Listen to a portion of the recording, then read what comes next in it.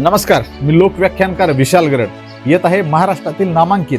अशा आपल्या बारामतीच्या आचार्य अकॅडमीच्या बक्षीस वितरण सोहळ्याच्या निमित्तानं शिक्षणातून यशाकडे या विषयावर आयोजित केलेल्या माझ्या लोकव्याख्यानाच्या निमित्तानं दिनांक 11 जानेवारी 2026 रोजी सकाळी ठीक 10 वाजता आपल्या बारामतीमधील MIDC जवळील सिटी इन चौकात असलेल्या मुक्ताई लॉन्समध्ये